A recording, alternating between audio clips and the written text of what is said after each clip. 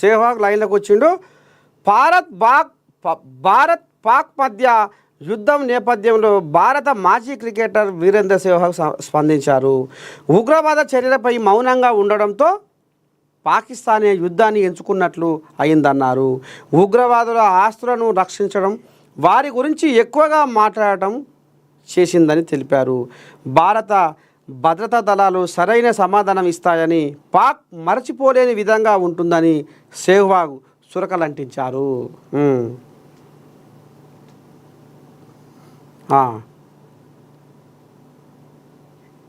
అబ్బా, సరిహద్దుల్లో ఆగని పాక్ దాడులు, మహిళా మృతి. జమ్మూ కాశ్మీర్లో భారత పౌరులే లక్ష్యంగా పాక్ దాడులకు పాల్పడుతూనే ఉంది. ఈ ఉదయం షెల్స్ దాడిలో నార్త్ కాశ్మీర్లో ఉరి ప్రాంతంలో ఓ మహిళ మృతి చెందగా మరొకరికి గాయాలయ్యాయి. రజర్వానీ నుంచి బారాముల్లా వెళ్తున్న వీరి వాహనంపై షెల్ పడి ఘటన జరిగింది. మరోవైపు తెల్లవారుజామున 4:15 డ్రోన్లు, నాసిరకం రాకెట్లతో దాడులకు పాల్పడింది. భారత వైమానిక దళం ఆ దాడులన్నింటినీ సమర్థంగా తిప్పికొట్టింది. చూసిర్రా? ఏమంటారు చూడు, నాకేం 3 మాటలు వస్తున్నాయి. 50 పాక్ డ్రోన్లను కూల్చేశాం. మన సామి రంగా చూసినారులో భారత్ ఆర్మీ ఏమంటుంది? పాకిస్తాన్ నిన్న రాత్రి ప్రయోగించిన 50 డ్రోన్లను విజయవంతంగా నేలమట్టం చేసినట్టు ఇండియన్ ఆర్మీ వెల్లడించింది. పాకిస్తాన్ కొడుకులు ఇంకా ఎంత దిగబడ్డారో చూడురి. ఇంకా వాళ్ళకు ఇంకా అనుతలేదు. మొత్తానికి వాళ్ళని ప్రపంచ పటంలో లేకుంటే చేస్తేనే మంచిగుంటట్టుంది. నియంత్రణ రేఖ వెంబడి ఉన్న ప్రాంతాలతో పాటు ఉదంపూర్, సాంబా, జమ్మూ, అఖ్నూర్, నాగ్రోటా, పఠాన్కోట్ ప్రాంతాల్లో పాక్ దాడికి ప్రయత్నించిందని పేర్కొన్నారు. L-70 గన్స్, చిల్కా సిస్టమ్స్, ఇతర అధునాతన టెక్నాలజీతో వాటిని అడ్డుకున్నామని వివరించింది. చూసిరా, కంటి మీద కునుకు లేకుండా మన ఇండియన్ ఆర్మీ వాళ్ళ కాళ్ళు కడిగి నెత్తిర పోసుకున్న ఇవాళ వాళ్ళ రుణం మనం తీర్చుకోలేనిది.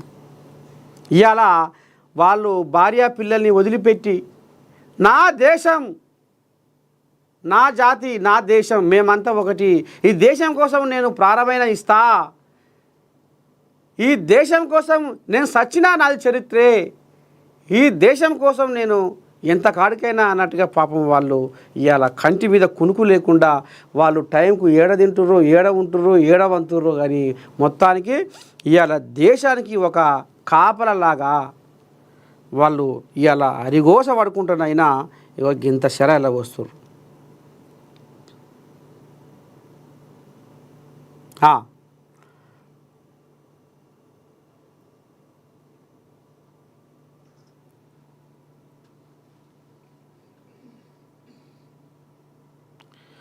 భారత వాయుసేనలో పవర్ఫుల్ ఆయుధం.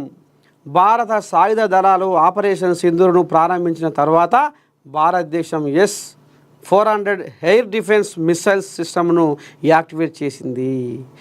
భారత వాయుసేనలో శక్తివంతమైన ఆయుధంగా ఉన్న S-400 మిసైల్ సిస్టమ్కు ఏ విధమైన వైమానిక దాడినైనా అడ్డుకోగల సామర్థ్యం ఉంది.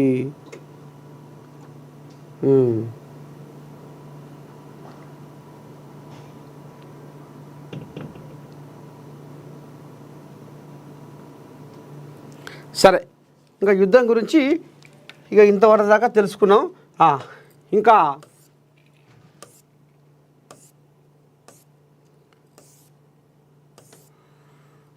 సాక్షి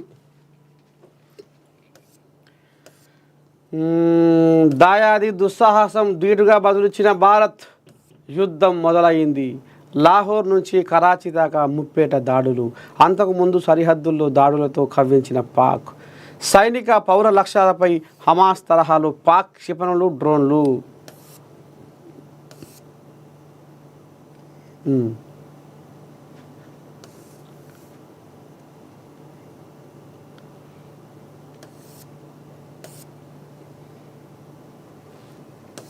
ఇంకా ఇదేదో ఇలా మొత్తం యుద్ధం యుద్ధం యుద్ధం యుద్ధం మొత్తం దీని గురించే ఉన్నది దేశం వెళ్ళిపోయిన పొంగులేటి వచ్చిండు 4 ఏళ్లలో 20 లక్షల ఇల్లు కట్టిస్తాం. భూభారతి చట్టం దేశానికే రోల్ మోడల్. పొంగులేటి. రాబోయే 4 ఏళ్లలో రాష్ట్రంలో 20 లక్షల ఇందిరమ్మ ఇళ్లను అర్హులైన పేదవారందరికీ కట్టించి ఇస్తామని రాష్ట్ర రెవెన్యూ గృహ నిర్మాణ సమాచార పౌర సంబంధాల శాఖ మంత్రి పొంగులేటి శ్రీనివాసరెడ్డి వెల్లడించారు. ప్రతి నియోజకవర్గానికి 3,500 చొప్పున ఇండ్లు మంజూరు చేశామని, ఇంకా 3 విడతలుగా మంజూరు చేస్తామని చెప్పారు. గురువారం నల్గొండ జిల్లా నకిరేకల్ మోడల్ ఇందిరమ్మ ఇంటిని ప్రారంభించిన అనంతరం ఏర్పాటు చేసిన సభలో ఆయన మాట్లాడారు. భూ సమస్యలను పరిష్కరించేందుకు ప్రభుత్వం తీసుకువచ్చిన భూభారతి చట్టం దేశానికి రోల్ మోడల్గా కానుందన్నారు. ధరణిపై గొప్పలు చెప్పిన కేసీఆర్ను ఆ ధరణియే బంగాళాఖాతంలో పడేసిందన్నారు. కేసీఆర్ కాళేశ్వరం, మిషన్ భగీరథ ప్రాజెక్టుల పేరుతో లక్షల కోట్లు దోచుకున్నారని మంత్రి ఆరోపించారు. కాంగ్రెస్ ప్రభుత్వం కొద్ది కాలంలోనే ప్రజల కోసం అనేక సంక్షేమ పథకాలను అమలు చేస్తుందని చెప్పారు. జూన్ 2 నుంచి ప్రతి రెవెన్యూ గ్రామానికి తహసీల్దార్ స్థాయి అధికారులు వచ్చి భూ సమస్యలను పరిష్కారం చేస్తారన్నారు. నకిరేకల్ ఎమ్మెల్యే వేముల వీరేశం అధ్యక్షతన జరిగిన ఈ సభలో భువనగిరి ఎంపీ చామల కిరణ్ కుమార్ రెడ్డి, ఎమ్మెల్యేలు మందుల సామేలు, బత్తుల లక్ష్మారెడ్డి, ఎమ్మెల్సీలు Shankar Naik, Nellikanti Satyam, dairy development corporation chairman Gutha Amit Reddy, Nalgonda జిల్లా కలెక్టర్ ఇలా త్రిపాఠి, ఎస్పీ శరత్ చంద్ర పవార్ ప్రజాప్రతినిధులు పాల్గొన్నారు. మొత్తానికి 4 ఏళ్లలో 20 లక్షల ఇల్లు కట్టిస్తాము. ఇప్పుడు ప్రతి నియోజకవర్గానికి 3,500 చొప్పున ఇస్తామని మరి సర్కారు ఎప్పటి నుంచో చెప్తుంది. కానీ ఇప్పుడు నియోజకవర్గానికి 3,500 ఇండ్లు ఇందిరమ్మ ఇండ్లు అంటున్నారు. కానీ ఒక్కొక్క నియోజకవర్గానికి 30 నుంచి 40 వేల మధ్యన దరఖాస్తులు వస్తున్నాయి. 30,000 నుంచి 40,000 మధ్యన దరఖాస్తులు వస్తున్నాయి. ఎవరికి ఇవ్వాలి నాయన ఈ ఇల్లు, దేవుడా శంకరా, ఎవరికి ఇవ్వాలి, ఎట్లు ఇవ్వాలి, ఎవరికి ఇవ్వాలి, ఏం చేయాలి అనేది ఇప్పుడు ఎక్కడ వశపడతలేదు. పాపం ఎమ్మెల్యేలకు ఇక ఏం తోస్తలేదు వాళ్ళకు. కానీ ఏది ఏమైనా అలా నిజమైన అర్హులకు, నిజమైన లబ్ధిదారునికి, గాలినే గోడగా మేఘాలే మేడగా నేల మీద గూడేసిన పేదలకు, ఏ అండ ఆదరవు లేని పేదలకు, కనీసం ఉండడానికి వాళ్ళకు గూడు లేని పేదలకే ఇందిరమ్మ ఇండ్లు ఇవ్వాలనేది మాత్రము నేను మనస్ఫూర్తిగా కోరుకుంటుంది. మరి ఇవాళ నియోజకవర్గానికి 3,500 ఇండ్లు ఎక్కడ, ఒక్కొక్క నియోజకవర్గంలో 30,000 నుంచి 40,000 దరఖాస్తులు ఎక్కడ. మరి అలా ఏరి ఏరి ఏరి ఏరి ఏరి ఏరి లబ్ధిదారులకు ఇవ్వాలి, పేదోనికి ఇవ్వాలి, నిరుపేదోనికి ఇవ్వాలని మళ్ళొకసారి నేను మరి సర్కారుకు పబ్బది బట్టి చెప్తుంది. సీట్ల పెంపు నిర్ణయం సర్కార్ది. ఇక్కడ ఏంది, ఇది ప్రజల ప్రభుత్వం. మెడికల్ కళాశాల భవన నిర్మాణానికి శంకుస్థాపన చేసిన డిప్యూటీ సీఎం బట్టి, మంత్రులు దామోదర రాజనరసింహ, తుమ్మల, పొంగులేటి శ్రీనివాసరెడ్డి. డిప్యూటీ సీఎం మల్లు బట్టి విక్రమార్క, మంత్రులు దామోదర, తుమ్మల, పొంగులేటితో కలిసి ఖమ్మంలో మెడికల్ కాలేజీ భవనాల నిర్మాణానికి శంకుస్థాపన. రాష్ట్రంలోని కాంగ్రెస్ ప్రభుత్వం దొరలు నాయకుల కోసం కాకుండా ప్రజల అవసరాలను తీర్చేలా పనిచేస్తుందని డిప్యూటీ సీఎం మల్లు బట్టి విక్రమార్క వెల్లడించారు. ఖమ్మం జిల్లా రఘునాథపాలెంలో ప్రభుత్వ మెడికల్ కాలేజీ నూతన భవనాల నిర్మాణానికి మంత్రులు దామోదర రాజనరసింహ, తుమ్మల నాగేశ్వరరావు, పొంగులేటి శ్రీనివాసరెడ్డితో కలిసి గురువారం శంకుస్థాపన చేశారు. అనంతరం జిల్లా ప్రభుత్వ ఆసుపత్రిని పరిశీలించి వైద్య సేవలపై ఆరా తీశారు. ఆపై కలెక్టరేట్లో వైద్య ఆరోగ్య శాఖపై సమీక్షించారు. ఏడాదిలోనే 11,482 కోట్లు బీఆర్ఎస్ పాలనలో వైద్య రంగానికి ఏటా సగటున 5,950 కోట్లు కేటాయిస్తే కాంగ్రెస్ ప్రభుత్వం ఒక్క ఏడాదిలోనే 11,482 కోట్లు వెచ్చించిందని బట్టి వెల్లడించారు. గత ప్రభుత్వం పెండింగ్లో పెట్టిన రాజీవ్ ఆరోగ్యశ్రీ బిల్లులు సైతం తాము చెల్లిస్తూ పరిమితిని 5 లక్షల నుంచి 10 లక్షలు పెంచడంతో పాటు ఇప్పటి వరకు 90 లక్షల కుటుంబాలకు లబ్ధి జరిగిందన్నారు. సీఎం రేవంత్ రెడ్డి చేసిన వ్యాఖ్యలను బీఆర్ఎస్ బీజేపీ నేతలు చిలువలు పలువలుగా ప్రచారం చేస్తున్నారని, గత పాలకులు 7 లక్షల కోట్ల అప్పు చేసినా ఏనాడు ప్రభుత్వ ఉద్యోగులకు 1వ తేదీన జీతాలు ఇవ్వలేదని బట్టి ఎద్దేవా చేశారు.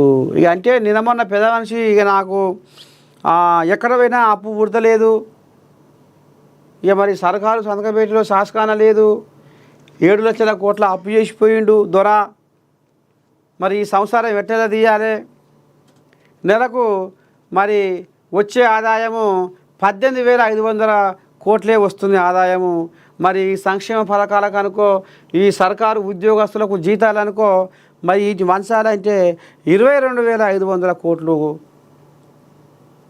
పంచాలి ఇయ్యాలి, మరి వచ్చేదేమో 18,500 కోట్లే. ఏం చెయ్య నేను, ఈ సంసారం వెళ్తలేదు, ఉన్నది ఉన్నట్టుగా మీకు చెప్తున్నా తప్ప కుండల పోలేకపోయినా నేను ఓ మస్తుగుంది రారా అని నేను ఎట్లా అంట, ఉన్నదే చెప్తున్నా, వాస్తవాన్నే బయట పెడుతున్నా అని. ఇక నిన్నమొన్న రేవంత్ అయ్యా నన్ను ఓసిన ఇక మరి రూపాయి లేదు, నేను ఇలా ఒక్క రూపాయి కూడా అబద్ధం ఆడతలేను, అవి వచ్చిన పైగా మీ చేతికే ఇస్తే మీరే పంచురు మీకు అంత అనుమానం ఉంటే అని నిన్న ఆయన కొన్ని వాస్తవాలు ఇక మరి సభలలో మాట్లాడాడు. కాబట్టి దాన్ని ఇటు బీఆర్ఎస్ వాళ్ళు అటు బీజేపీ వాళ్ళు ఇక చేత కాకపోతే దిగిపో, నువ్వేందుకున్నావు, నువ్వు ఏమిటికున్నావు, అసలు ఏది అదేంది ఇదేందని ఇక వీళ్ళు రాలకాయ మాటలు మాట్లాడుతుర్రు.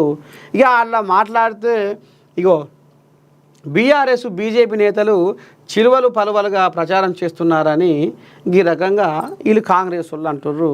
సరే ఏది ఏమైనా నేను వాస్తవాలను బయటపెట్టినా అని రేవంత్ అయ్య అంటుండు. వాస్తవాలనే బయటపెట్టిండు, ఉన్నమాట చెప్పుకొచ్చిండు. ఉన్నమాట అంటే ఊరినా కచ్చిరాదు అన్నట్టు ఉన్నమాట అంటే ఇప్పుడు బీజేపీ వాళ్ళకు బీఆర్ఎస్లకు అలసవుతుంది అనేది ఇప్పుడు వాళ్ళ అంబయం అన్నట్టు. ఇది కథ.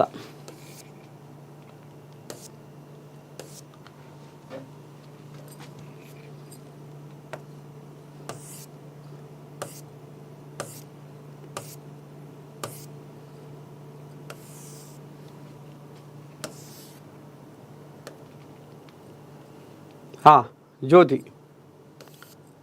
పాక్కు చావు దెబ్బ,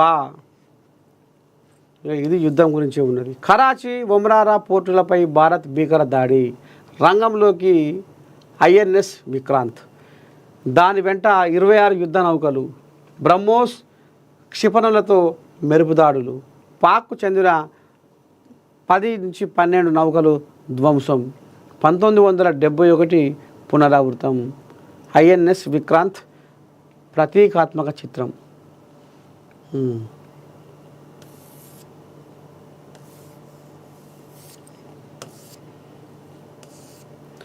అందమైన భామలు, మిస్ వరల్డ్కు సర్వం సిద్ధం, అందంతో కీర్తి, మహిళల్లో స్ఫూర్తి. మిస్ వరల్డ్ విజేతలు ప్రపంచాన్ని ప్రభావితం చేస్తున్నారు. ఆఫ్రికాలోని పేద దేశాల్లోనూ గణనీయమైన మార్పులు. రాష్ట్రాన్ని కొత్తగా ప్రపంచానికి పరిచయం చేయబోతున్నాం. ఈసారి హ్యూమానిటేరియన్ అవార్డు సోను సూద్కు, ఆంధ్రజ్యోతితో మిస్ వరల్డ్ చైర్పర్సన్ CEO జూరియా. గచ్చిబౌలి స్టేడియంలో అన్ని ఏర్పాట్లు పూర్తి, రేపటి నుంచి పోటీలు ప్రారంభం. ఇప్పటిదాకా 109 మంది అందెగత్తెల రాక, సామాన్యులకు పోటీలు చూసే అవకాశం. ఇదేంటిది, ఫామ్ హౌస్లో పడుకొని ప్రేలాపనలా. ఏడాదిలో ఆరోగ్య శాఖకు 11,487 కోట్లు వెచ్చించాం బట్టి, 450 కోట్లతో రాష్ట్రంలో 90 ట్రామా సెంటర్లు దామోదర. పేదలకు సూపర్ స్పెషాలిటీ వైద్య సేవలు అందిస్తాం తుమ్మల. ఖమ్మానికి మణిహారంల ప్రభుత్వ వైద్య కాలేజీ పొంగులేటి. ఇక ఈ రకంగా ఇక ఎవరికి వాళ్ళు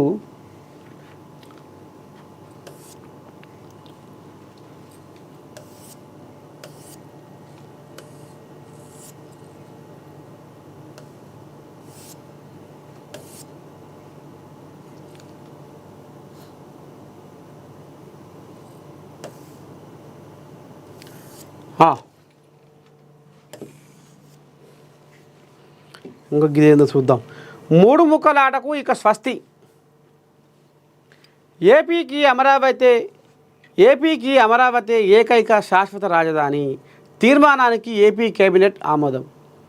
ప్రభుత్వం మారినప్పుడల్లా రాజధాని మారుస్తామనకుండా ఆ పేరుతో 3 ముక్కలాట ఆడకుండా అడ్డుకట్ట వేయాలని చంద్రబాబు సారథ్యంలోని టీడీపీ ప్రభుత్వం సంకల్పించింది.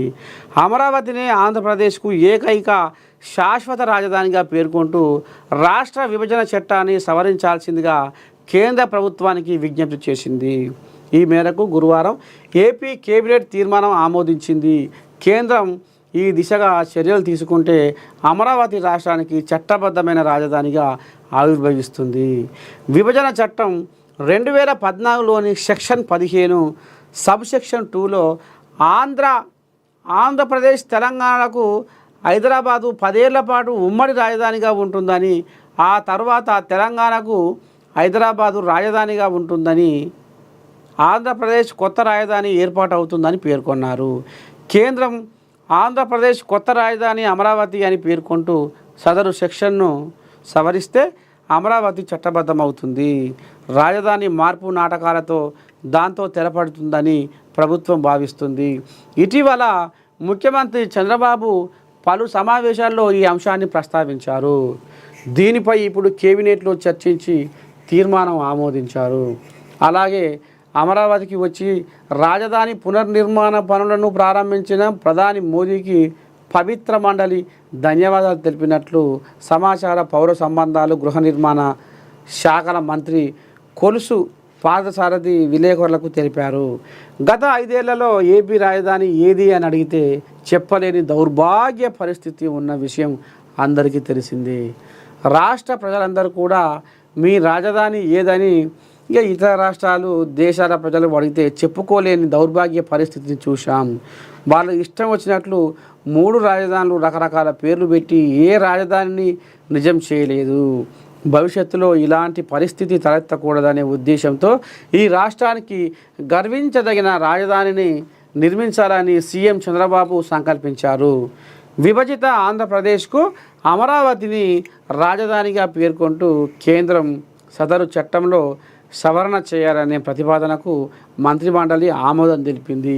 మొత్తానికి ఇది కూడా జగన్ ఓటమికి కారణమని చెప్పుకోవాలి. ఏపీకి ఏమాయ రామహరి, అయ్యో బీపీ విరిగి పాయ రామహరి. ఏపీకి ఏమాయ రామహరి, అయ్యో బీపీ విరిగి పాయ రామహరి. ఈ మూడు రాజధానులు అని ఇటు అటు తిప్పి దాన్ని ఏం చేయలేదు, ఎక్కడ చేయలేదు. ఆఖరికి వస్తారా కల్లా 3 రాజధానులు అని దాన్ని మూలకు పెట్టి పండబెట్టి దాన్ని ఒక కొలిక్కి తీసుకురాలి.